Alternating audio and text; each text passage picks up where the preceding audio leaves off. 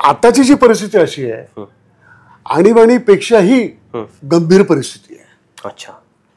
पण ही जाहीर आणीबाणी नाहीये, ही अघोषित अशी आणीबाणी आहे. भारतामध्ये धर्मांधतेचं विष इतकं पसरवलेलं आहे, त्यामुळे इथे मोठ्या प्रमाणामध्ये नरसंहार होऊ शकतो अशी परिस्थिती निर्माण झालेली. बरोबर. मी तर म्हणतो की मोदींच्या इतका खोटा पंतप्रधान जगात कुठला नसेल. खरं आहे. ते दिवसभर, तो मला वाटतं की ते दिवसातून एकदाही खरं बोलत नाहीत. मुठभर लोकांच्या ताब्यामध्ये गावची जास्तीत जास्त जमीन असणं हे संपत्तीचं आरक्षण नाही. बरोबर आहे. हे आरक्षणच आहे. तर ही जाती व्यवस्था म्हणजे आरक्षण पद्धती आहे. म्हणजे जे लोक जास्तीत जास्त कष्टाचं काम करतात ते खालच्या जातीत, आणि जे आईत खाऊ आहे आणि जो मॅनेजरियल क्लास आहे तो वरच्या जातीत.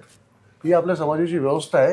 ही व्यवस्था मोडीत काढण्याचं काम सर्व प्रागतिक आणि समाजवादी संघटनांनी करायला पाहिजे, आणि त्याला गती आणि कार्यक्रम देण्याचं काम भारतीय संविधान करतो. नमस्कार, लय भारीमध्ये आपल्या सगळ्यांचं स्वागत.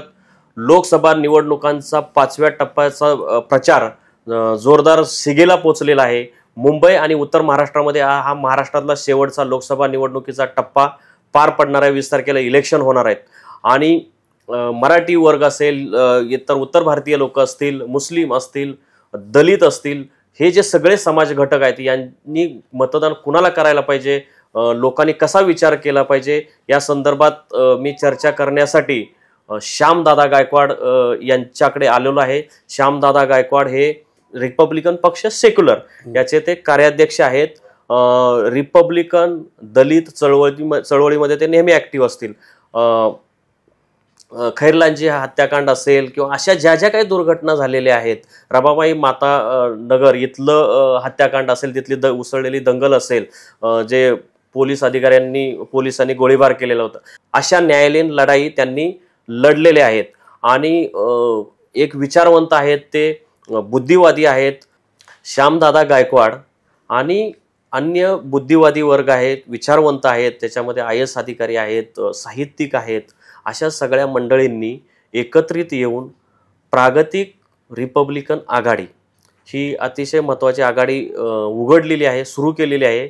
आणि यामागचा उद्देश हाच आहे की निवडणुकीच्या पार्श्वभूमीवर मतदारांना गाईड करणं, त्यांना मार्गदर्शन करणं, आणि नक्की कुणाला मतदान करायचं या संदर्भात ते मार्गदर्शन करणार आहेत. आणि त्यांची जाणीवपूर्वक मी मुलाखत घेण्यासाठी आलेलो आहे, कारण आमच्या प्रेक्षकांना, आपल्या मराठी जनतेला, 18 पगड जातीच्या सगळ्या लोकांना त्यातून ज्ञान मिळावं, आणि हा जो राहिलेला टप्पा आहे त्याच्यामध्ये त्यांनी योग्य उमेदवारांना मतदान करावं, हा माझाही आणि ह्या चळवळीचा प्रागतिक आघाडीचाही, प्रागतिक रिपब्लिकन आघाडीचा सुद्धा तोच उद्देश आहे. म्हणून मी श्यामदादांना खास भेटायला आलेलो आहे. तर श्यामदादा, मला सांगा की ही आपली प्रागतिक रिपब्लिकन आघाडी जी आहे, तर ह्याचा उद्देश सांगा, आणि त्या आघाडीमध्ये कोण कोण आहेत, जरा नावं आमच्या प्रेक्षकांना सांगा. आता ही प्रागतिक रिपब्लिकन आघाडी जी आहे, हे एक राज्यव्यापी असं संघटन या आताच्या निवडणुकीच्या प्रक्रियेमध्ये फुले आंबेडकरी विचारांच्या अनेक रिपब्लिकन ज्या पक्ष संघटना आहेत, आंबेडकरी संघटना आहेत, प्रागतिक संघटना आहेत, जनवादी संघटना आहेत, त्याचबरोबर अगदी प्रागतिक विचारांचे आंबेडकरवादी असे उच्च पदस्थ जे अधिकारी होते आहेत, ज्याच्यामध्ये काही IAS आहेत, काही IRS आहेत, काही IPS अधिकारी आहेत मोठे. जरा नावं सांगितली तर. सांगेल ना. माननीय सुधाकरजी सुराडकर साहेब आहेत, जे महाराष्ट्राच्या पोलीस दलाचे प्रमुख होते, किंवा डॉक्टर संजय अपरांती आहेत, जे IPS आहेत, जे अपरांती अकॅडमी पण चालवतात, आणि जिल्हा पोलीस अधीक्षक पण होते. मुंबईमध्ये सुद्धा त्यांनी मुंबईच्या पोलीस दलाच्या सामाजिक विभागामध्ये प्रमुखपदी काम केलेलं आहे. असंख्य असे रिपब्लिकन चळवळीतले कार्यकर्ते, ज्येष्ठ पत्रकार आहेत, उदाहरणार्थ आमचे दिवाकरजी शेजवळ आहेत, आणि त्याचबरोबर चांगले वकील आहेत, प्राध्यापक आहेत, एक विचार करणारा वर्ग आणि प्रत्यक्ष जनतेमध्ये राबणारा कार्यकर्त्यांचा फार मोठा संच हा या आघाडीमध्ये सामील झालेला आहे. तो याच्यासाठी सामील झाला की ही निवडणूक जी आहे लोकसभेची, ही 1977च्या नंतरची सर्वात महत्वाची लोकसभेची निवडणूक आहे. अच्छा, 1977 नंतरची. म्हणजे आणीबाणीच्या आणीबाणी 75 साली लादली गेली इंदिरा गांधींनी, आणि 77 साली त्यांनी स्वतःहून ती आणीबाणी उठवली आणि निवडणुका जाहीर केल्या. तर त्यावेळेला त्यांनी भारतीय राज्यघटनेचा आधार घेतला होता, आणीबाणी जाहीर करतानाही आणि आणीबाणी उठवतानाही. परंतु आताची जी परिस्थिती अशी आहे, आणीबाणीपेक्षाही गंभीर परिस्थिती आहे. अच्छा, पण ही जाहीर आणीबाणी नाहीये, ही अघोषित अशी आणीबाणी आहे. आणि संपूर्ण भारत देशामध्ये या अघोषित आणीबाणीची इतकी दहशत पसरलेली आहे या 10 वर्षामध्ये, 2014 पासून तर आता 2024 पर्यंत हा सगळा देश एक प्रचंड भीतीखाली, दहशतीखाली आहे. सर्व संवैधानिक ज्या संस्था आहेत त्या संकटात आलेल्या आहेत. संविधानच इतकं संकटात आहे की त्याचं अस्तित्व राहील की नाही अशी भयानक परिस्थिती आहे. कारण जे सत्तेमध्ये आहेत ते जाहीरपणे बोलत आहेत की इस बार 400 पार, आणि 400 पेक्षा जास्त आमचे खासदार आले तर आम्ही हे संविधान बदलणार आहोत. कारण हे संविधान काय आहे याबद्दल त्यांची जी मातृ संघटना आहे सत्ताधाऱ्यांची, ती मातृ संघटना म्हणजे RSS, राष्ट्रीय स्वयंसेवक संघ, आणि त्या त्यांचे जे तत्ववेत्ते आहेत सगळ्यात मोठे, दुसरे महासंघचालक महासं गोळवळकर गुरुजी, त्यांनी त्यांच्या लिखाणामध्ये त्याचं डॉक्युमेंटेशन आहे, त्याच्यामध्ये वी आवर नेशनहूड डिफाईन हे एक अत्यंत महत्वाचं पुस्तक आहे. दुसरं बंच ऑफ थॉट्स त्यांचं. त्याच्यानंतर मग त्यांचं ऑर्गनायझर नावाचं एक मुखपत्र आहे. ज्या वेळेला या देशाचं संविधान रचलं जात होतं,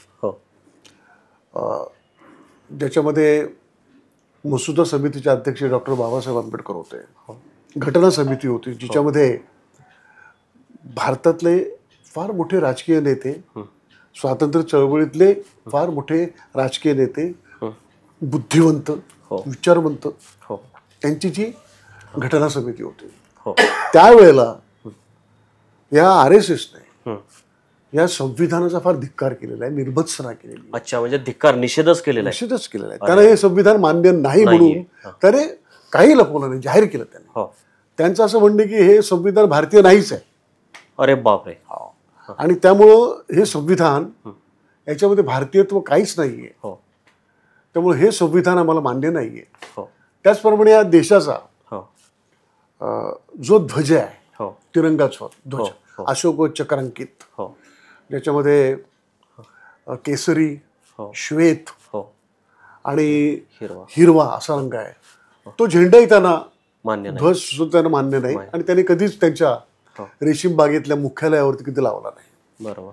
पण हे सगळे जे लोक आहेत जे आता स्वतःला फार राष्ट्रवादी म्हणतात वगैरे, देशभक्त म्हणतात, ते कधीही स्वातंत्र्याच्या लढ्यामध्ये कधीच नव्हते. उलट त्यांनी तुमच्यावर गुलामी लादणाऱ्या आक्रमक इंग्रजांना काय मदत केलेली आहे अशी इतिहासाची दाखले आहेत.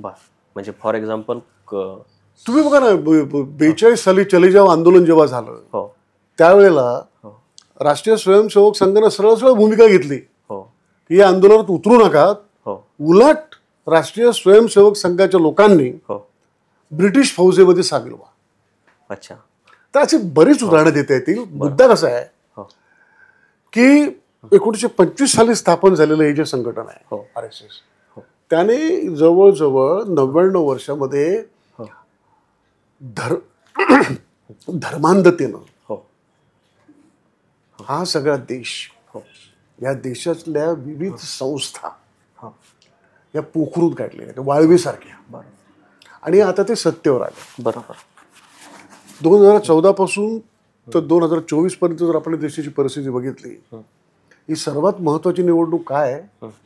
हे स्वातंत्र्याच्या आंदोलनापेक्षाही मोठं आंदोलन आहे ही निवडणूक. म्हणजे हे निवडणूक हे आंदोलन झालंय.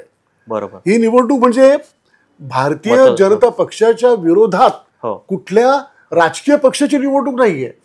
तर भारतीय जनता पक्ष जो अत्यंत हुकुमशाहीवादी आहे, जो फॅसिस्ट आहे, खोटारडा फॅसिस्ट आहे, बरोबर, जो जागतिक कॉर्पोरेट सेक्टर आणि ब्राह्मण्यशाही यांच्या संयुगातून हा पक्ष बनलेला आहे, जो फॅसिस्ट आहे, अच्छा, हुकुमशाहीवादी आहे. त्याला या देशाचं संविधान संपवायचं आहे, लोकशाही संपुष्टात आणायची, आणि इथे एकपक्षीय एक चालकानुवर्तित्व असलेली हुकुमशाही लादायची. आणि मग त्याच्यासाठी ती व्यवस्था जर आणायची असेल तर त्याला सगळ्यात मोठा अडथळा भारतीय संविधानाचा आहे. म्हणून संविधान त्यांना नष्ट करायचं आहे. त्यामुळे ही लढाई भारतीय जनता विरुद्ध फॅसिस्ट धर्मांध हुकुमशाहीच्या विरोधातली ही लढाई आहे. बरोबर. आणि ही लढाई स्वातंत्र्याच्या लढाईच्या इतकीच मोलाची असल्यामुळे मला खात्री आहे की या लढाईमध्ये हे फॅसिस्ट, धर्मांध, जात्यांध आणि भांडवलशाहीचे, कॉर्पोरेटशाहीचे दलाल असलेले हे जे सरकार आहे, हे सरकार आणि त्याचे सगळे त्याचे पित्ते, त्याला मदत करणाऱ्या बाकीच्या सगळ्या ज्या शक्ती आहेत त्या पराभूत होणार आहेत. आणि भारतीय जनतेचा, जी जनता संविधाना आपले शिरोधार्य समजते, ज्या संविधानामुळं तिला नागरिकत्व मिळालेलं आहे, ज्या संविधानामुळं तिला लोकशाही मिळालेली आहे, ज्या संविधानामुळं महिलांना स्वातंत्र्याचे अधिकार मिळालेले आहेत, ज्या संविधानामुळं दडपलेल्या समूहांना जे आरक्षण मिळालेलं आहे, त्यासाठी ही जनता, ही आपलं संविधान, आपलं नागरिकत्व बहाल करतो, त्याचप्रमाणे धर्मनिरपेक्षता बहाल करतो. बरोबर. आपल्या संविधानाची जो सरनामा आहे, ज्याला आपण प्रास्ताविका म्हणतो, तो संविधानाच्या उद्दिष्टांचा अर्थ आहे. आणि संविधानाचा सरनामा तोच या निवडणुकीमध्ये भारतीय जनतेचा जाहीरनामा आहे. अच्छा. त्यामुळे लोक आता स्वेच्छेनं या निवडणुकीच्या लढाईमध्ये उतरलेले आहेत. आणि ज्यांची 10 वर्षामध्ये सस्य ओलपट झाले, त्यांनी काय केलेलं आहे? जसं हिटलरने केलं तसंच मोदींनी केलेलं आहे. सर्व इलेक्ट्रॉनिक माध्यमाची आहे, सर्व चॅनल्स, सर्व प्रिंट मीडिया, बरोबर, मोठा, हा सगळा त्यांनी ताब्यात घेतला आहे. बरोबर आहे सर. आता ही जी मुलाखत चालू आहे, ही अशा तुमच्यासारख्या विद्वान व्यक्तीची, चळवळीतल्या व्यक्तीची मुलाखत दाखवणं हे प्रस्थापित मीडियाचं कर्तव्य आहे. वृत्तपत्रांचं ते काम आहे. मी प्रस्थापित वृत्तपत्रातूनच काम करून आलेलो आहे, नोकरी केलेली आहे 21 वर्ष. परंतु ते दाखवत नाहीत म्हणून लय भारीसारख्या छोट्या मीडियाला तुम्हाला मुलाखत द्यावी लागते. आणि मलाही असं छोटं माध्यम सुरू करावं लागते. का तर प्रस्थापित सरकारबरोबर वाहून गेलेले आहेत. म्हणून आपण आता ह्या सोशल मीडियाच्या जे काही बूम आलेलं आहे ह्याच्यातून आपण ही मुलाखत घेतोय. आता तुम्ही तुमचा मुद्दा कंटिन्यू. नाही, चांगलं झालं, कारण का या समाज माध्यमातून, सोशल मीडियामधून संपूर्ण भारतभर जरी जो मुख्य मीडिया आहे, म्हणजे चॅनलचा इलेक्ट्रॉनिक मीडिया आहे किंवा प्रिंट मीडिया आहे, चौथा खांब आपण ज्याला म्हणतो पत्रकारितेचा, तोच मोदींनी ताब्यात घेतलाय. त्यामुळे सत्य काय आहे ते जनतेपर्यंत येतच नाही. परंतु ते आणायचं काम या समाज माध्यमांनी फार निडरपणे केलं. त्यामुळे तुम्ही बघत असाल की भारतातल्या अत्यंत महत्वाच्या पत्रकारांना या परिस्थितीमध्ये तुरुंगवास भोगायला लागलेला आहे, लागू शकतो. हो.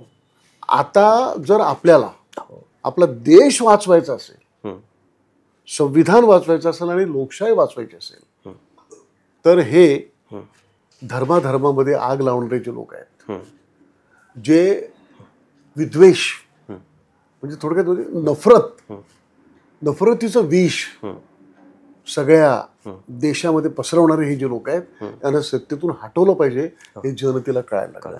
आपल्या माहितीसाठी सांगतो मी, ग्रेगरी स्टॅन्टन नावाचे एक जेनोसाइड वॉच नावाची एक संघटना आहे, ती चालवणारे ग्रस्त आहेत, उत्तम पत्रकार आहेत ते, आणि ते सगळ्या जगामध्ये कुठे कुठे हुकुमशाहीवादीच्या शासन संस्था आहेत, त्यांचा वेध घेत असतात. अच्छा. त्यांनी भारताबद्दल लिहिलंय. बापरे. म्हणजे आताचे रिसेंटमध्ये त्यांचं असं म्हणणं आहे की भारत देश हा नरसंहाराच्या म्हणजे जेनोसाइडच्या उंबरठ्यावर उभा आहे. अरे बापरे. इथे मोठ्या प्रमाणात बघा, मी प्रेक्षकांना विनंती करतो की श्यामदादा काय सांगतायत हे जरा बारकाईने ऐका आणि त्याच्यावर तुम्ही डोक्याने विचार करा. जो आपल्याला निसर्गाने एक अवयव दिलेला आहे ज्याचं नाव मेंदू, तर त्या मेंदूचा जरा तुम्ही सगळ्यांनी वापर करा. दादा, मी विनंती करतो, तुम्ही जे सांगितलं आता आहे जेनोसाइड, तर परत एकदा रिपीट करा. ग्रेगरी स्टॅन्टन यांचं असं म्हणणं आहे की भारतामध्ये धर्मांधतेचं विष इतकं पसरवलेलं आहे, त्यामुळे इथे मोठ्या प्रमाणामध्ये नरसंहार होऊ शकतो अशी परिस्थिती निर्माण झालेली. बरोबर. आणि हे देशाच्या एकूण समाज जीवनाच्या दृष्टीनं अत्यंत धोकादायक चित्र आहे. बरोबर. आपल्या देशाचे जे सामाजिक ताणेबाणे आहेत ते सगळे विस्कटून तुटून जाणार आहेत. आणि इथे यादवी होऊ शकते भारतात, कत्तली होऊ शकतात. हे थांबलं पाहिजे. बरोबर. हा देश जितका हिंदूंचा आहे तितकाच तो मुस्लिमांचाही आहे, तितकाच तो बौद्धांचा आहे, ख्रिश्चनांचा आहे, शिखांचा आहे, धार्मिक अल्पसंख्याकांचा आहे, आदिवासींचा आहे, दलितांचा आहे, 18 पगड भटक्या विमुक्तांचा आहे, सर्वांचा देश आहे. 12 बलुते. आणि हा देश मुख्यतः म्हणजे कष्टकऱ्यांचा देश आहे. बरोबर. जो असंख्य जातींच्या मध्ये विभागलेला आहे. शेतकरी सगळ्यात मोठा कष्टकरी आहे. शेतकरी सगळ्यात मोठा कष्टकरी. आणि आजही सर्वात जास्त रोजगार देणारा जर कुठला व्यवसाय असेल तो शेती व्यवसायच आहे. बरोबर. भारतातले जवळजवळ 65% लोक शेतीवरती अवलंबून आहेत. जरी GDP मध्ये शेतीचा वाटा फक्त 15% असला तरी रोजगारामध्ये त्याचा वाटा 55% आहे. बरोबर. दुसरी गोष्ट अशी आहे की या सरकारने काय केलं, लोकांचे जे जगण्या मरण्याचे प्रश्न आहेत, लोकांचा जगण्या मरण्याचा प्रश्न म्हणजे अन्नधान्याचा प्रश्न आहे, निवासाचा प्रश्न आहे, आरोग्याचा प्रश्न आहे, रोजगाराचा प्रश्न आहे. या प्रश्नांच्या पासून लोकांचं लक्ष हटावं म्हणून या मोदी सरकारने सातत्यानं धार्मिक विद्वेष पसरवून समाजाचं ध्रुवीकरण करण्याचं अत्यंत वाईट काम केलेलं आहे. हे आता लोकांच्या लक्षात यायला लागलं. लोकांना कळायला लागलं ना की 1% जर शीख असतील, 1% बौद्ध असतील, 10-12% जर मुस्लिम असतील, तर ते खतरेमध्ये नाहीत, ते संकटात नाहीत. बरोबर. पण 75 ते 76% असलेले हिंदू खतऱ्यामध्ये आहेत, जे औरंगजेबाच्या काळात कधीच खतऱ्यामध्ये नव्हते. ती लोकसंख्या टिकून आहे. तर कसं आहे की हे असं खोटं पसरवायचं. गोबेल्स नावाचा त्यांचा जो प्रचारक होता ना, हिटलरचा, इथे ग्लोबेलचे बाप आहेत सगळे अंधभक्त त्यांना आपण बोलतो. हे जे ज्या पद्धतीनं प्रचार करतायत, ज्या पद्धतीनं माध्यमांचा दुरुपयोग करून जनतेला भ्रमित करतायत, जनतेमध्ये विद्वेषाचं विष पसरवतायत, हे थांबलं पाहिजे. बरोबर. आणि लोकांच्या जगण्या मरण्याचे जे प्रश्न आहेत ते प्रश्न ऐरणीवरती आले पाहिजेत. आज काय झालेलं आहे, हे सरकार सत्तेवर आल्यापासून त्यांना या देशातली शेतकऱ्यांची जमीन कॉर्पोरेट सेक्टरच्या गळ्यात घालायची होती. त्यासाठी त्यांनी 3 कृषी कायदे आणले. बरोबर. ते कायदे आणताना त्याच्यावरती फारशी काय पार्लमेंटमध्ये चर्चा झाली नाही. ते कायदे लादले गेले. बरोबर. धोका शेतकऱ्यांना कळला. बरोबर. शेतकरी रस्त्यावरती उतरले. जगामध्ये झालं नसेल इतकं मोठं आंदोलन दिल्लीमध्ये झालं. दिल्लीच्या संपूर्ण सरहद्दीला शेतकऱ्यांनी घेरलं. 750 शेतकरी शहीद झाले तिथे. आणि शेतकऱ्यांनी ज्या मागण्या केल्या त्याच्यामध्ये MSPची सगळ्यात मोठी मागणी आहे. आणि आपल्या जमिनी वाचवण्याच्यासाठी त्यांनी जे आंदोलन केलं ते आंदोलन इतकं ऐतिहासिक ठरलं. आणि त्याची धग अशी होती की संपूर्ण देशभर ते आंदोलन पसरणार होतं.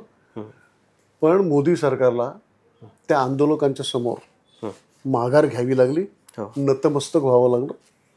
आणि त्यावेळेला शेतकऱ्यांचं आंदोलन जरी यशस्वी झालं तर मोदी सरकारनं त्यांना जी आश्वासनं दिली त्यातलं एकही आश्वासन पाळलेलं नाही. बरोबर. दुसरी गोष्ट अशी, सर ते 3 जे कायदे आणले ते कुणाच्या हितासाठी असतील असं तुम्हाला वाटतं? हे सगळे कायदे म्हणजे या सगळ्या शेतीचं कॉर्पोरेटीकरण करायचं कंत्राटी पद्धतीनं की फार मोठ्या आधुनिकतेच्या नावाखाली जी शेती आधुनिक करायची, उत्पादन वाढवायचं आहे, शेतकऱ्यांनाही फायदा मिळणार आहे वगैरे अशी भ्रामक मायाजाल उभा करून या सगळ्या जमिनी भांडवलदारांच्या घशात कशा घालतील या उद्देशानं 3 कायदे आणले. पण ते शेतकऱ्यांना कळलं होतं की आपल्याला फसवलं जाणार आहे म्हणून. आता तशीच परिस्थिती या देशातला दुसरा सर्वात मोठा कष्टकरी जो वर्ग आहे तो कामगार आहे.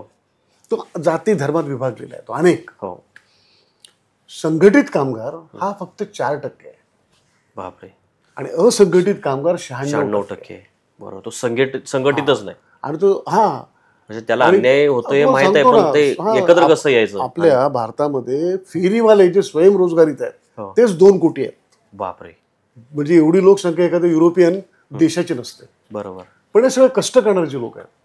तर संघटित कामगारांच्या संघटनांना मोडून काढण्यासाठी त्यांनी जे 44 कायदे आहेत महत्वाचे कामगारांचे त्यातले 29 कायदे अत्यंत महत्वाचे. अच्छा. त्या सगळ्या कायद्यांना गुंडाळून मोडीत काढून त्यांनी 4 लेबर कोड आणलेले आहेत.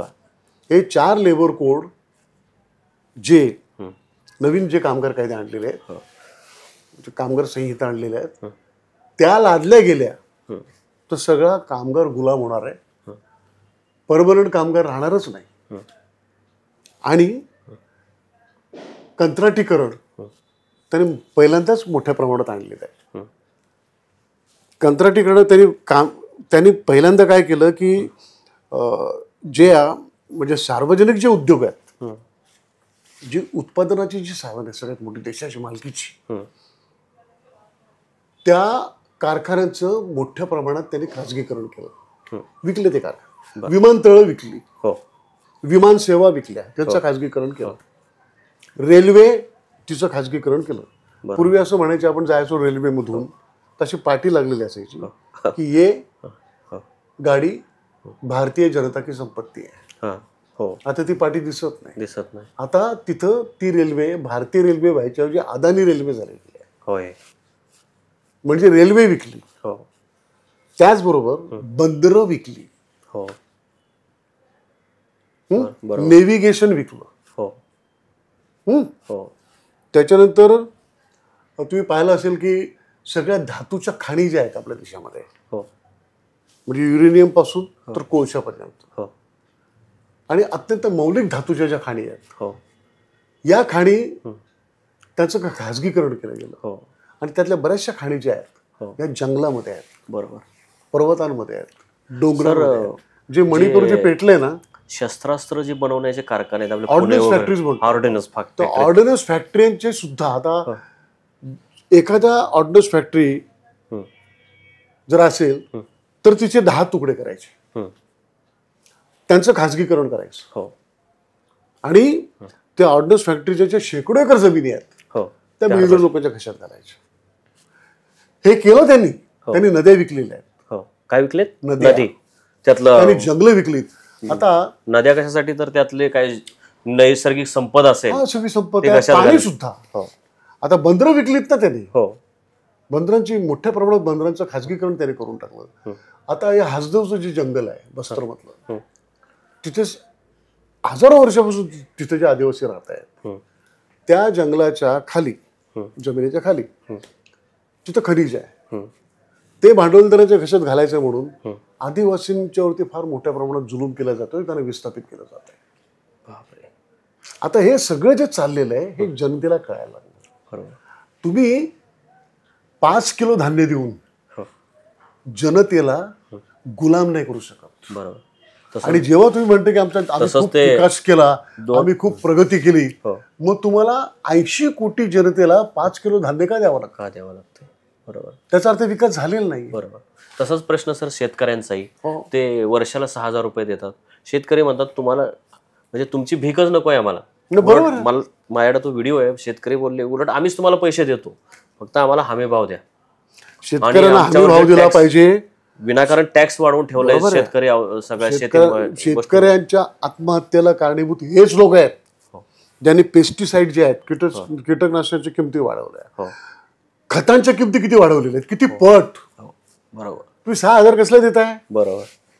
त्या खतांच्या किमती वाढवून तुम्ही शेतकऱ्याला आत्महत्या करायला प्रवृत्त केलेलं आहे. आत्महत्येच्या खाईत ढकलायचं काम तुम्ही करताय.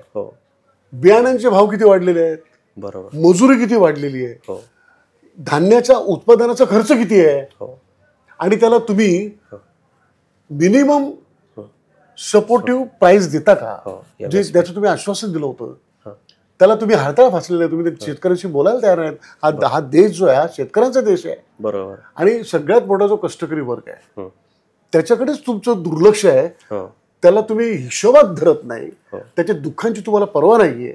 जनता चिडणार तुमच्या विरोधात. आणि आज संपूर्ण भारतातली सर्व जातीतली, सर्व धर्मातली, सर्व भाषिक जनता चिडलेली आहे.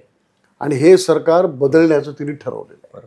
सर, मला निदर्शनास आलेली एक चांगली गोष्ट सांगतो, म्हणजे आपल्याला तो वाचकांनाही प्रेक्षकांनाही सांगता येईल. मागच्या वेळी काय झालं होतं की MIM जी आहे संघटना, ती भाजपची बी टीम म्हणून हिनवलं गेलं होतं.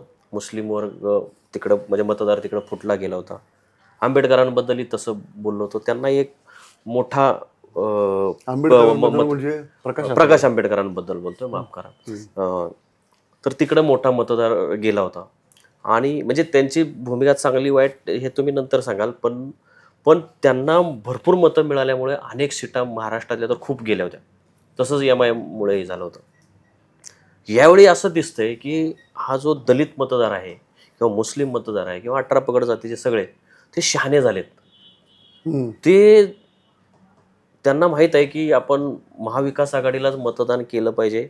भले ते निवडून आल्यानंतर आपण किमान हा तरी अधिकार राहतो सर काँग्रेसला वगैरे, की त्यांना शिव्या देणं तरी सोपं आहे. शिव्या म्हणजे टीका करणं तरी सोपं आहे. ह्यांच्याकडे तीही सोय नाही. ते उचलून जेलमध्येच टाकतायत. तर हे मताचं जे ध्रुवीकरण आहे जे मागच्या वेळी झालं होतं, तुम्हाला काय वाटतं यावेळी होईल? मला नाही वाटत यावेळेला ध्रुवीकरण मताचं होईल. आता हे स्पष्ट आहे की RSS आणि भाजप हे समाजातल्या प्रत्येक जाती घटकामध्ये आपले एजंट पेरत असते. बरोबर. तसे तरी पेरलेले आहेत. बरोबर. म्हणजे कोणी रामदास आठवले असतील, कोणी असू दे, नाहीतर धनगर समाजातले गोपीचंद पडळकर असतील, रामदास आठवले असतील, भले ते आपले असू द्या, पण ते तिकडे गेले, एजंटगिरीच करतायत. जे एजंट असतात ते आपले कधीच नसतात. बरोबर. ते त्यांचेच असतात. अच्छा, मग भले ते प्रकाश आंबेडकर असू द्या, महादेव जानकर असो, किंवा कोणी कितीतरी तात्विक आविर्भाव घेतला असेल की आणत असतील की आम्ही फार कट्टर फुले आंबेडकरवादी आहोत आणि आम्ही लाचार नाही आहोत, आम्ही फार स्वाभिमानी वगैरे आहोत. म्हणजे आता छगन भुजबळ, अजित पवार सुद्धा प्राधान्य एजंटच आहे. प्रश्न कसा आहे की सध्या तुमचे पक्षीय अभिनिवेश बाजूला ठेवायला पाहिजेत. बरोबर. आणि तुमच्या जातीय अस्मिता बाजूला ठेवायला पाहिजे. सध्या देश संकटात आहे आणि देश संकटात भाजपमुळे, RSS मुळे आहे.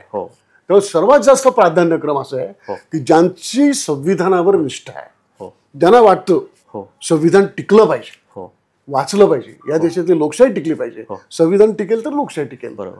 तर ते अरविंद केजरीवालांचं सर कौतुक केलं पाहिजे. ते काँग्रेस आणि दोघांचं वाकडं होतं, ते एक झालेत नाही, ठीक आहे ना, ह्याच्यामुळे. ज्यांना हा देश वाचवायचा आहे ना ते एकत्रित येत आहेत. बरोबर. पण ते ज्यांना एजन्सीज करायचे ते येणार नाहीत. बरोबर. पण जनता कोणा असं म्हणता येणार नाही की हा मुस्लिम आहे तर या मुस्लिम मतदार म्हणजे जेवढे म्हणजे मतदार आहेत त्यांच्यावरती काही विशिष्ट लोकांचाच मागता आहे असं काय नाही. बरोबर. आंबेडकरी जनता सुद्धा कोणाची प्रायव्हेट प्रॉपर्टी नाहीये. बरोबर. आंबेडकरी जनता ही बाबासाहेबांच्या विचारांना मानते. बरोबर. विचारांची बांधिलकी मानते. बरोबर. आणि बाबासाहेबांनी स्पष्ट सांगितलेलं आहे की या देशामध्ये धर्मांध आणि जात्यांध आणि हुकुमशाही असलेलं सरकार येता कामा नये. फॅसिस्ट सरकार येता कामा नये सत्तेवर, हे बाबासाहेबांनी सांगितलंय. बरोबर. त्यामुळं हे जे आंबेडकरी जनता बाबासाहेबांना मानते. म्हणजे बाबासाहेबांचं जे नाव घेतात, बाबासाहेबांचं असेल, शिवाजी महाराजांचं असेल, शाहू फुले आंबेडकरांचं असेल, अहिल्यादेवी होळकरांचं असेल, अण्णाभाऊ साठेंचं असेल, हे जे नाव घेणारी जी लोक आहेत, मग प्रकाश आंबेडकर असतील, रामदास आठवले असतील, छगन भुजबळ असतील, महादेव जानकर असतील, गोपीचंद पडळकर असतील, हे सगळे नाव घेतात.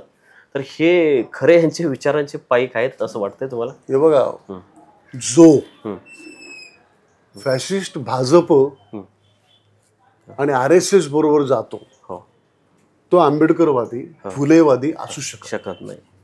त्याने किती जरी शिवाजी महाराजांचं नाव घेतलं, शाहू महाराजांचं नाव घेतलं, बाबासाहेबांचं नाव घेतलं, अगदी कळवळून नाव जरी घेतलं तरी लोकांना कळलेलं आहे की ढोंगी लोक आहेत.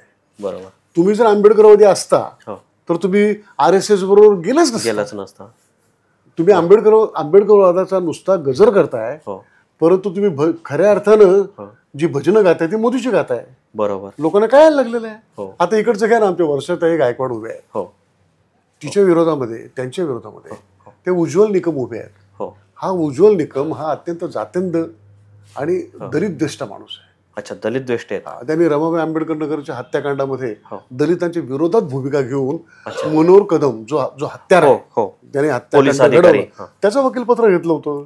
अच्छा, खाजगी वकीलपत्र घेतलं होतं? नाही, शासनातर्फे. त्याच्यानंतर खैरलांजीच्या प्रकरणामध्ये संपूर्ण केस त्याने अत्यंत वाईट पद्धतीने हाताळली.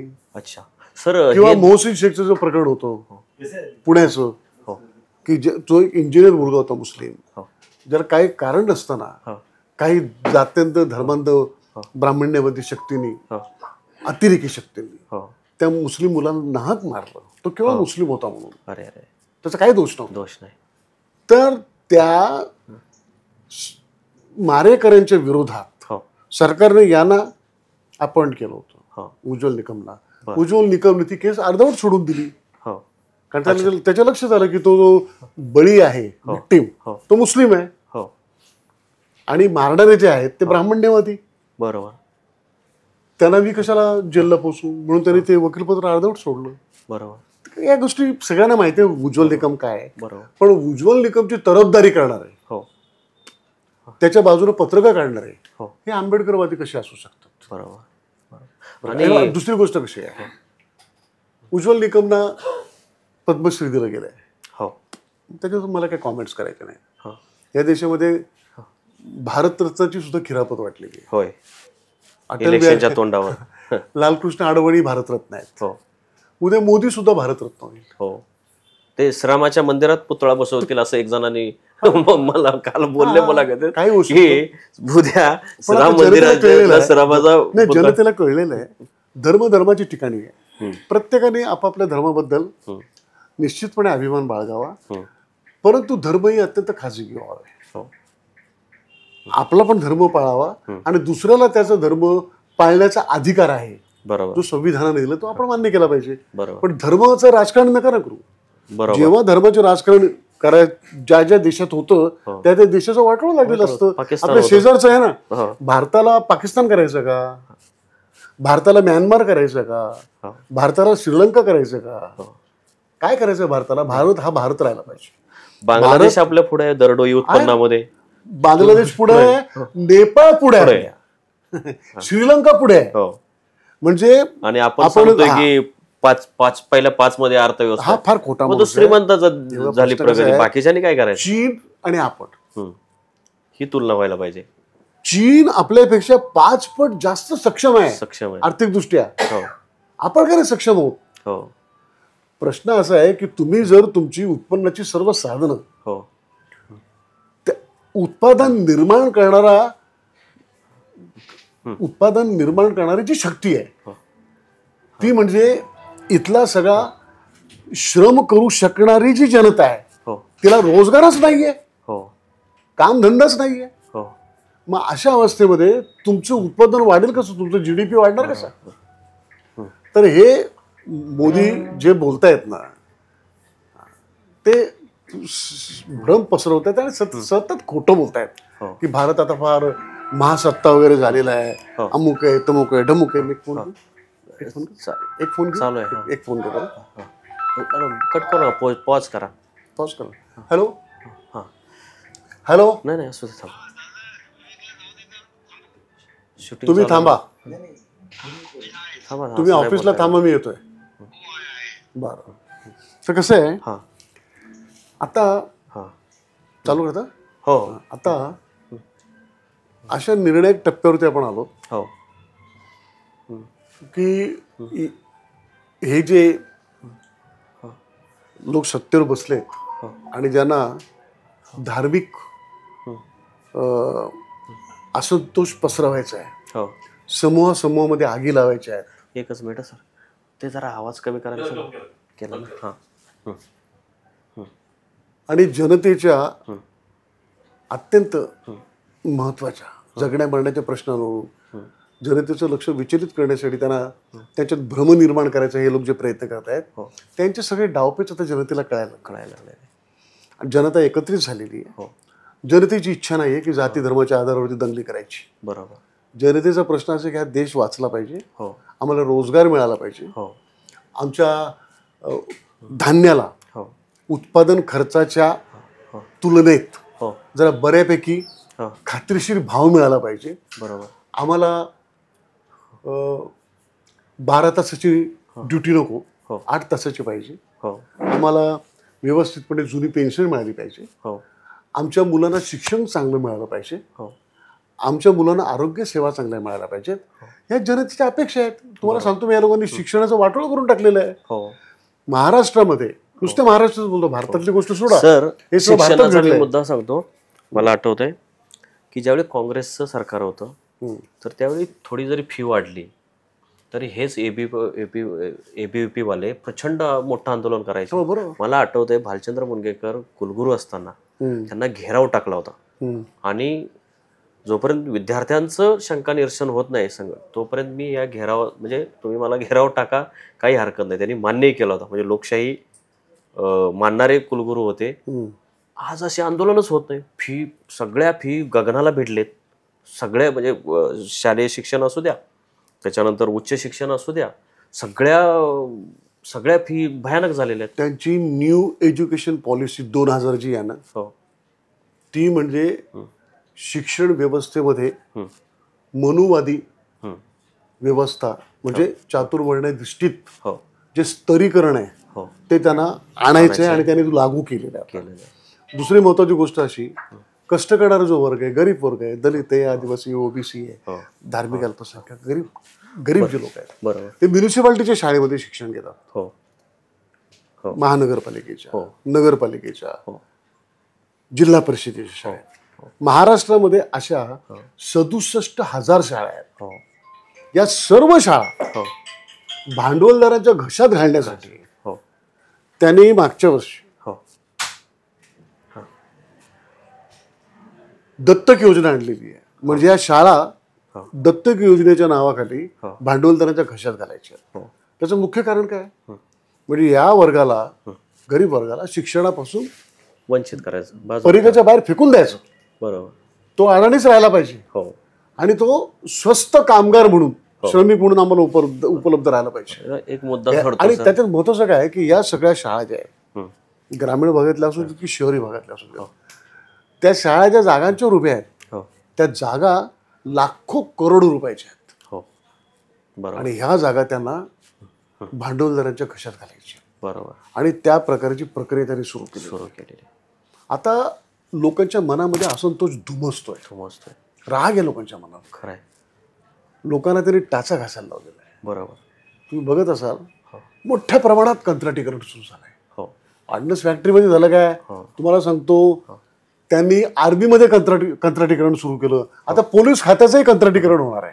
अरे बापरे. हो. ते काय जरा सांगा. म्हणजे पोलीस खात्यामध्ये सुद्धा जे पोलीस एका विशिष्ट काही खाजगी एजन्सीच्या माध्यमातून पोलीस खाजगी पोलीस अपॉइंट केले जाणार आहेत. बर. आणि त्याची प्रक्रिया जवळजवळ सुरू झाली.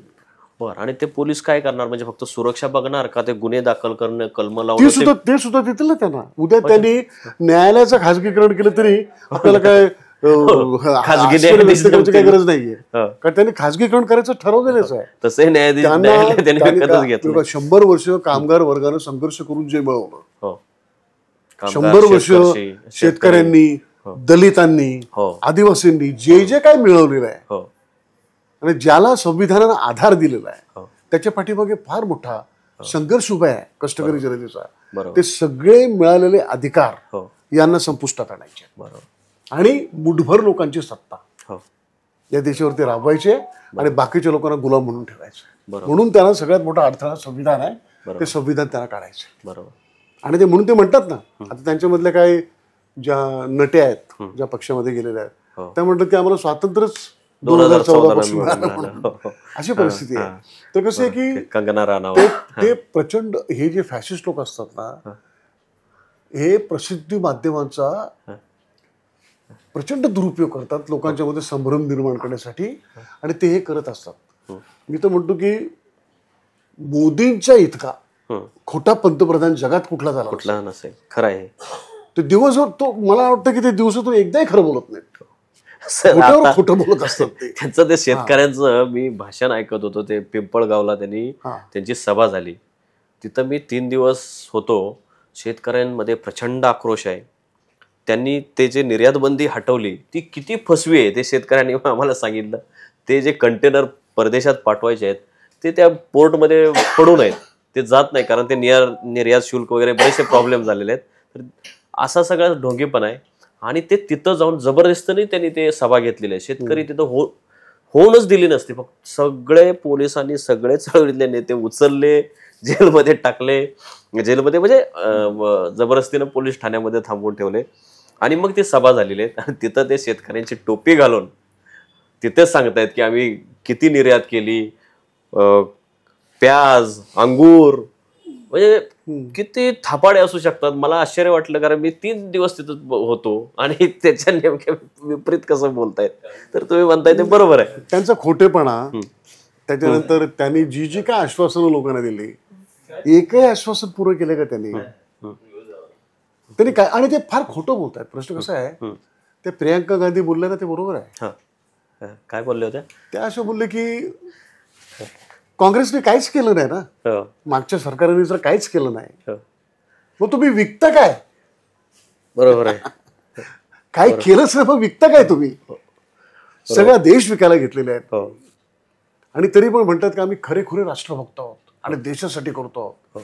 प्रश्न कसा आहे, एखादं मंदिर उभं करून जनतेचे जगणे मरण्याचे प्रश्न नाही सुटत. त्या मंदिराविषयी सुद्धा शंकराचार्य, जे हिंदू धर्मातला सर्वात मोठा धर्मगुरू, त्यांनी असं म्हटलंय की ते मुहूर्त चुकीचे निवडलेत. आणि त्या परिसरामध्ये ज्या जुन्या मूर्त्या होत्या त्या औरंगजेबाने, म्हणजे जेवढ्या मूर्त्या त्याच्या कार्यकाळात तोडल्या नाहीत तेवढ्या या नरेंद्र मोदीने तिथं पुरातन मूर्त्या तोडून टाकलेल्या, त्या कचऱ्यात टाकल्यात. म्हणजे आता कसं आहे माहिती का, त्यांची एक घोषणा होती, त्यांनी सतत धार्मिक प्रश्न उपस्थित करायचे. 1982 सालापासून त्यांनी जनजागरण अभियान नावाचं आंदोलन सुरू केलं. आणि गंगेचं पाणी वाटवायच्या नावाखाली त्यांनी कुठलंही पाणी लोकांना दिलं, गंगेचं पाणी म्हणून. आणि त्यावेळेस पोस्टर द्यायचे. असं पोस्टर असायचं की राम आतमध्ये आहे म्हणजे, आणि रामाला जेलमध्ये टाकलेलं आहे,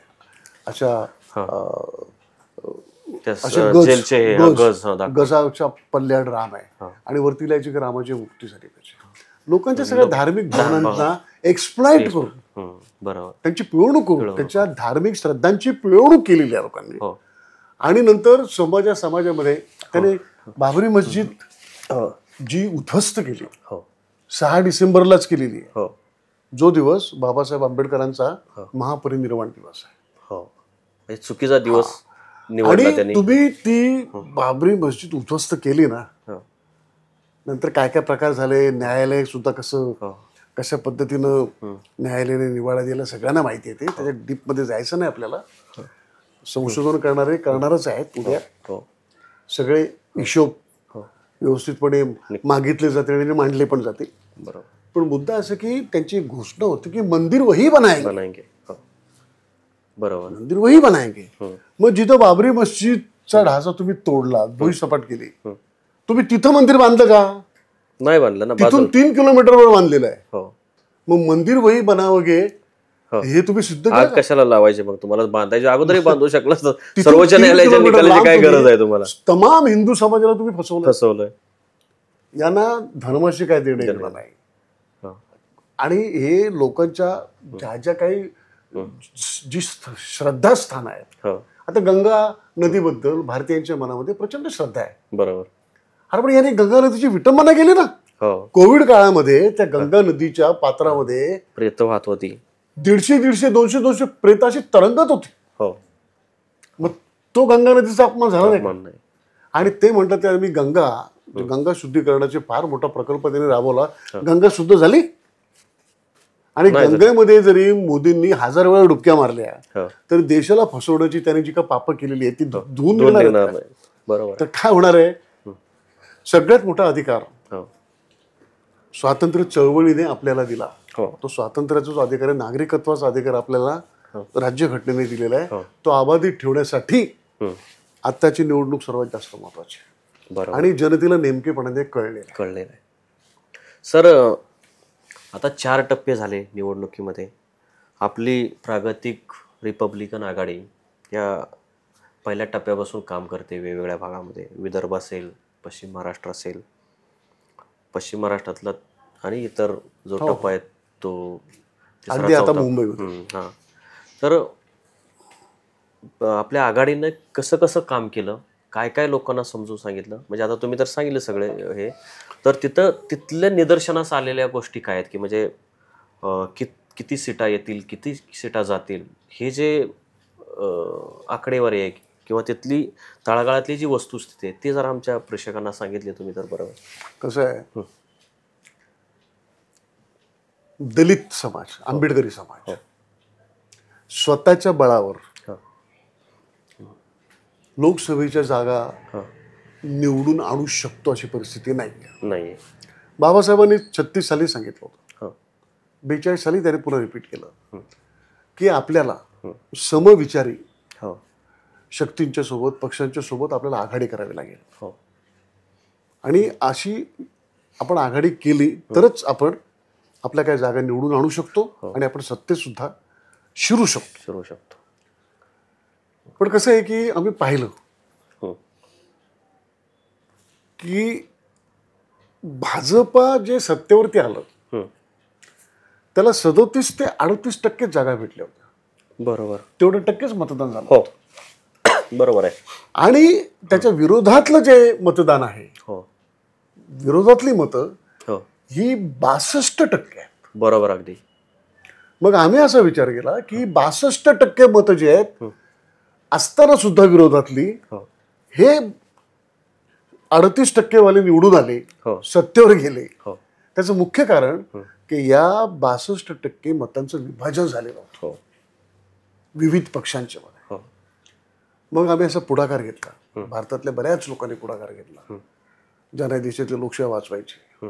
त्याने सांगितलं की या 62% मताधिकाराचं एकत्रीकरण झालं पाहिजे आणि भाजपाचा निर्णायक पराभव झाला पाहिजे. बरोबर. त्या दृष्टीनं भारतामध्ये विविध पक्षात एवढा मोठा देश आहे, 1 आणि 2 पक्ष नसला ना तिथे मोठा देश आहे. आपल्या देशाची लोकसंख्या एकत्रित युरोप आणि आफ्रिका खंडाच्या पेक्षा जास्त आहे. एवढा प्रचंड मोठा देश आहे. तर सगळे विरोधक यायला त्या प्रक्रियेला थोडासा वेळ लागला, पण ते आले एकत्रित. आणि तेच मोठं आशादायक चिन्ह आहे. आणि त्यांनी स्वतःच्या आघाडीला इंडिया नावाचं नाव दिलेलं आहे. महाराष्ट्रामध्ये महाविकास आघाडी हे नाव दिलेलं आहे. या सरकारनं, या मोदी सरकारनं 5वी संख्याबळाच्या जोरावर पहिल्यांदा संसदीय प्रक्रिया निष्प्रभ करून टाकली. संसदेचाच कधी कधी मी गमतीत सांगतो.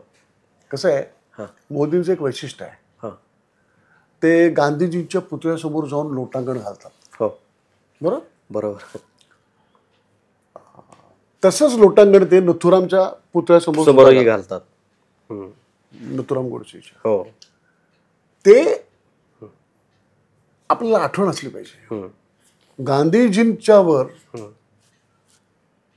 हल्ला करायच्या अगोदर, त्यांच्यावर गोळ्या झाडायच्या अगोदर नथुराम सुद्धा गांधीजींच्या पाया पडला होता. गांधीजींच्या समोर त्यांनी लोटांगण घातलं होतं. म्हणजे मोदी जेव्हा संसदेत गेले ना, तर खासदाराने संसदेच्या आत जायचं असतं आणि चर्चा करायची असते. लोकशाहीच्या पद्धतीने नवीन कायदे तयार करायचे असतात, जनतेचे प्रश्न मांडायचे असतात. हे अगोदर संसदेकडे जात असताना पहिल्यांदा संसदेच्या पायऱ्यांच्यावरती त्यांनी लोटांगण घातलं. बरोबर. यांचं एक वैशिष्ट्य आहे, यांना ज्यांची हत्या करायची असते ना त्याच्या पाया पडतात, त्याच्या हे लोटांगण घालतात. बरोबर. मग ते संसद असू द्या किंवा राम असू द्या, रामाचे काय ते गोळ्या घालायचेच प्रकार आहेत. आता संसदेची त्याने हत्याच केली.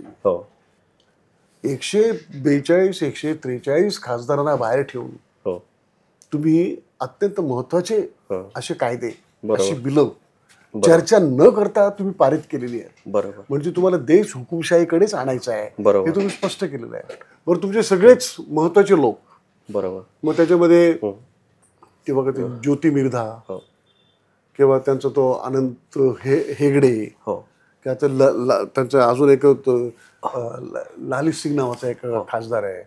असे कित्येक लोक जाहीरपणे सांगतात की आम्हाला 400 पार व्हायचं. सर 400 पार झालो तर आम्हाला संविधान बदलता येईल.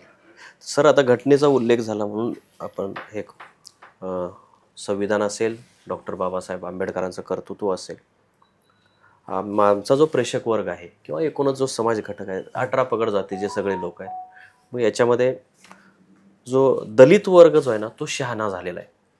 पण त्याच्या व्यतिरिक्त जो वर्ग आहे, उदाहरणार्थ आपण महिलांपासून सुरुवात करू तर महिला, त्यातल्या अनेक महिलांना असं वाटतं की बाबा हे संविधान आपल्याच विरोधातलं आहे, हे फक्त दलितांचंच आहे. तर महिला, आपण एका घटकावर जाऊया. तर महिलांसाठी हे संविधान कसं महत्वाचं आहे, बाबासाहेबांनी महिलांसाठी काय काय दिलेलं आहे ते तुम्ही महिलांना सांगा, महिलांसाठी सांगा. काय झालेलं बघा, एक लक्षात घ्या की इंग्लंड जी लोकशाहीची प्रक्रिया पहिल्यांदा तिथून सुरू झाली, संसदीय लोकशाही, 1928 पर्यंत तिथे महिलांना मतदानाचा अधिकार नव्हता. मताधिकार गाजवायचा. युरोपियन कंट्रीजमध्ये नव्हता, अमेरिकेत नव्हता. बाबासाहेबांनी 26 नोव्हेंबर 1949ला हे संविधान देशाला अर्पित केलं. त्या दिवसापासून कुठलाही संघर्ष न करता महिलांना मताधिकाराचा अधिकार प्राप्त झाला. त्याच्या अगोदर बाबासाहेबांनी हिंदू कोड बिल जे मांडलं, बाबासाहेबांनी हिंदू कोड बिल मांडत असताना स्त्रियांना जे मूलभूत अधिकार मिळाले पाहिजेत, आपल्या वडिलांच्या, पतीच्या संपत्तीमध्ये नेमका अधिकार असला पाहिजे, वाटा मिळाला पाहिजे, स्त्रियांना मुक्ती मिळाली पाहिजे, त्यांना शिक्षण मिळालं पाहिजे. अशा पद्धतीचा बाबासाहेबांनी जो नुसता विचारच नाही मांडला, तर तसं बिल आणलं. त्याला विरोध झाला त्यावेळेला. त्यावेळेला ज्यांनी विरोध केला त्या शक्ती आता हिंदू कोड बिल, त्या शक्ती आता सत्तेवरती आलेल्या आहेत. त्यावेळेला ते करपात्री महाराज वगैरे अत्यंत प्रतिगामी जे लोक होते, त्यांनी बाबासाहेबांच्या विरोधात खूप आंदोलनं केली. पण नेहरूंनी काय केलं माहिती आहे का, ते जे हिंदू कोड बिल जे आहे ना, ते वेगवेगळ्या त्याचे पाठ करून ते सगळं व्यवस्थितपणे त्याचा कायदा त्यांनी निर्माण केला. आपल्याला काय झालेलं माहिती आहे का, आपल्याला संविधान मिळालं, स्वातंत्र्य मिळालं, हिंदू पण संविधानाला अभिप्रेत असलेला. एकच मिनिट थांबव. हिंदू कोड बिलामुळे किंवा बाबासाहेबांच्या एकूणच भूमिकेमुळे महिलांना काय काय फायदे झाले ते सांगा. जसं की पतीच्या संपत्तीत तिला अधिकार मिळाला, त्या पतीला दुसरं लग्न करता येत नाही, नाहीतर 4-4, 5-5 बायका करत बसले असते लोक. तर ते महिलांना ते मिळालेले फायदे ते जरा मुख्य म्हणजे त्यांना संपत्तीत वाटा मिळतोय ना, हो, वारसा मिळतो ना त्यांना, हो, शिक्षणाचे अधिकार मिळतात ना. हो, आज कसं आहे की आत्ताची जी महिला आहे, काय झालेलं आहे की म्हणजे मी असं नुसतं भाजपलाच दोष देणार नाही, मुद्दा असं की संविधान स्वीकारल्याच्या नंतर त्याला अभिप्रेत असलेला समाज निर्माण करणं, त्या दृष्टीनं समाजाला घडवणं ही शासनाची जबाबदारी असते. बरोबर. पण सत्ताधाऱ्यांनी संविधानाकडे लक्षच दिलं नाही.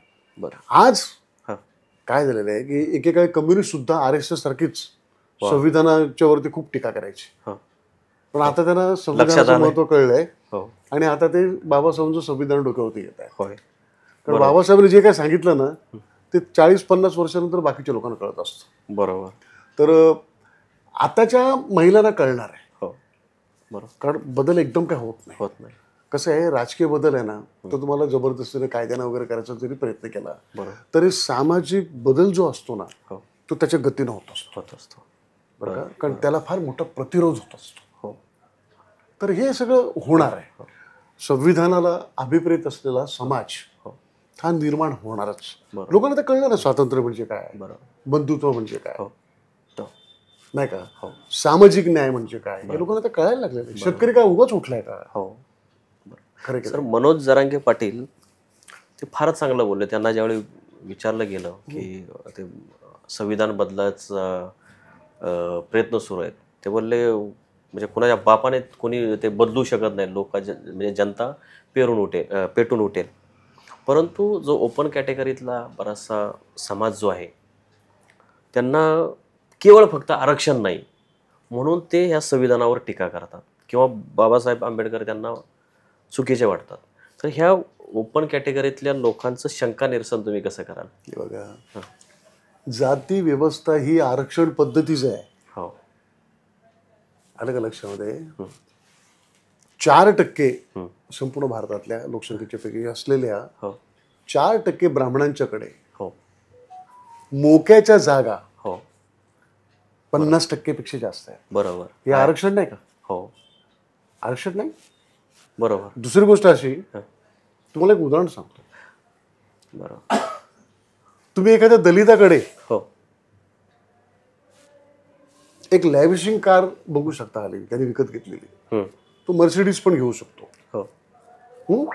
फॉर्मॅटिक मर्सिडीज घेऊ शकतो, स्कोडा घेऊ शकतो. एखादा दलित घेऊ शकतो. आहेत ना, म्हणजे पुढारल्यामुळे आता म्हणजे बाबासाहेबांनी अधिकार दिले म्हणून तो घेऊ शकतो. सुशिक्षित झाला, हुशार झाला, कमी प्रमाणात पण घेऊ शकतो. त्याच्याकडे मर्सिडीज आलेली असेल, परंतु मुंबई महानगरपालिकेमध्ये सफाई खातं आहे, त्याच्यामध्ये हजारो कामगार आहेत, त्याच्यामध्ये एक तरी ब्राह्मण आहे का सफाई कामगार? नाही, शोधून सापडणार. ही इथली व्यवस्था आहे. जी व्यवस्था बदलायचं बाबासाहेबांनी ठरवलं. दुसरी आरक्षण पद्धत आहेच ना. मुठभर लोकांच्या ताब्यामध्ये गावची जास्तीत जास्त जमीन असणं हे संपत्तीचं आरक्षण नाही का? बरोबर आहे. हे आरक्षणच आहे. तर ही जाती व्यवस्था म्हणजे आरक्षण पद्धती आहे. म्हणजे जे लोक जास्तीत जास्त कष्टाचं काम करतात ते खालच्या जातीत, आणि जे आईत खाऊ आहे आणि जो मॅनेजरियल क्लास आहे तो वरच्या जातीत. ही आपल्या समाजाची व्यवस्था आहे. ही व्यवस्था मोडीत काढण्याचं काम